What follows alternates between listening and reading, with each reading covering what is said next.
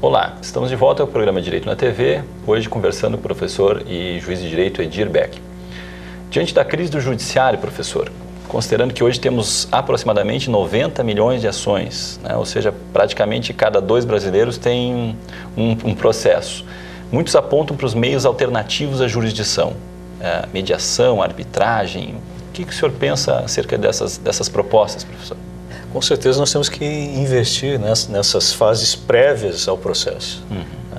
Nós sabemos que países como os Estados Unidos ou mesmo a Alemanha, né, nós temos uma fase pré-processual quase que obrigatória. Né? Ou seja, se não houver aquela tentativa conciliatória antes, a parte não pode estar propondo a ação judicial.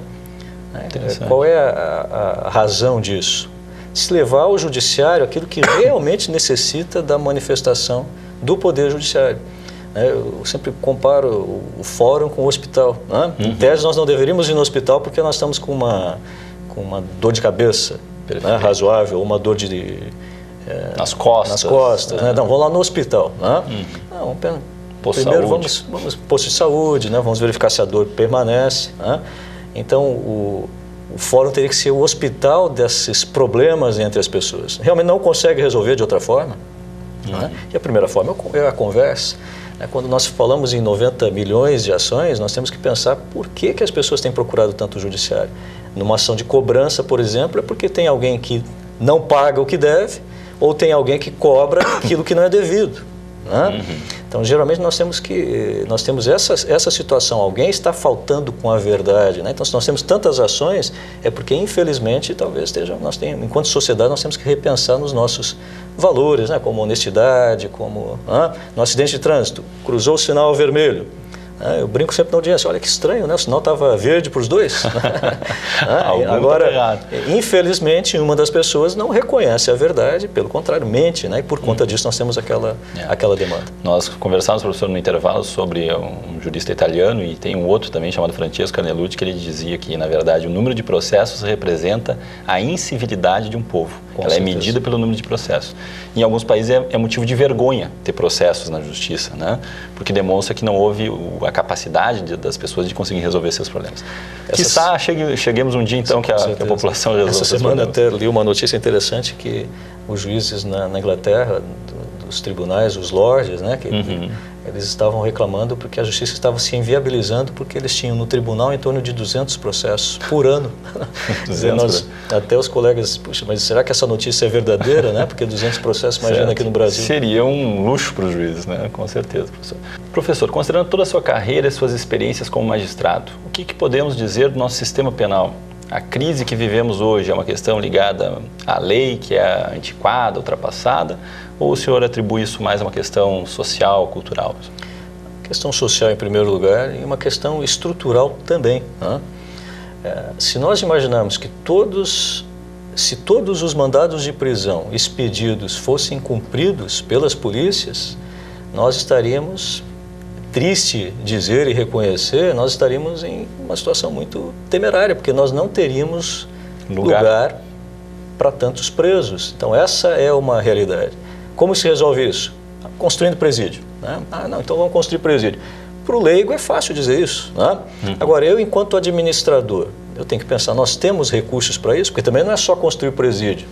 Construir presídio, eu vou ter que ter os agentes que vão cuidar desse preso, nós vamos ter que ter segurança, nós vamos ter que ter uma série de situações. Né? Então, às vezes nós pensamos assim, não, mas o preso tem que...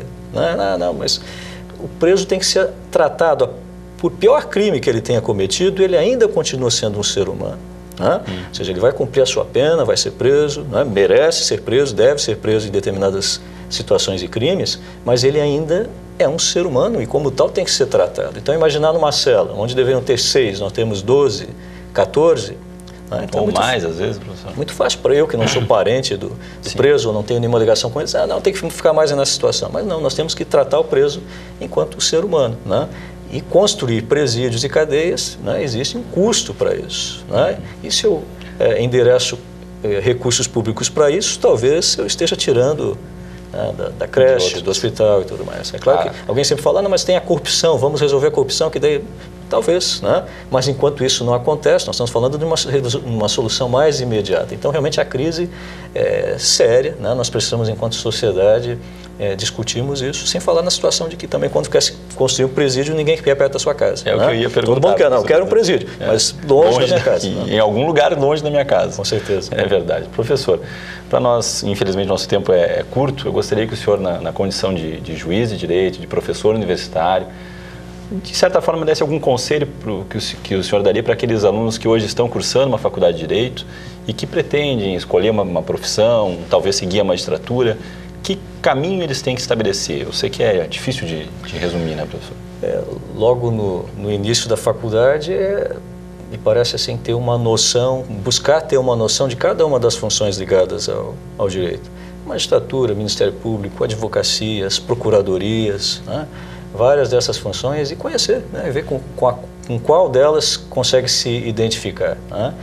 E levar a sério, né? Eu brinco com os alunos que eles têm que fazer direito, né? Quer dizer, levar a sério o estudo, né? Entender que aquele momento é um momento extremamente importante, de realmente estar presente, estar aprendendo e sempre também com essa preocupação social, né? Quer dizer, vou me formar em direito, vou conhecer a justiça para quê?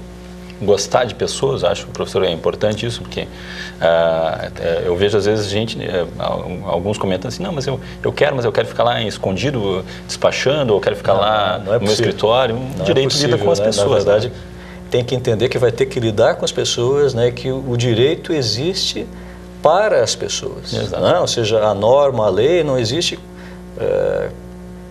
como o homem... O sábado existe por causa do homem, né? E não o homem por causa do sábado, ou seja, a lei existe por causa do homem, né? E não o homem por causa da lei. Sempre sob essa perspectiva, né? De que nós temos a justiça, nós temos essa busca incessante pela justiça, né? Mas sempre em benefício das pessoas. Perfeito. Deste modo, agradecemos imensamente a presença aqui do Dr. Edir Josias Silveira Beck, que nos brindou aí com uma verdadeira lição de direito e, sobretudo, de vida. E sem dúvida que eu e todos os nossos telespectadores pudemos aprender muito com o senhor. Meu muito obrigado, professor, e volte sempre. Terminamos aqui mais um programa Direito na TV, mas na semana que vem, no mesmo horário, estaremos de volta com outros temas jurídicos de interesse de todos. O programa também é reprisado aos sábados às 10 horas e aos domingos às 14 horas. Mande as suas críticas e sugestões para o e-mail da produção. Um forte abraço, meu muito obrigado pela sua audiência e até logo.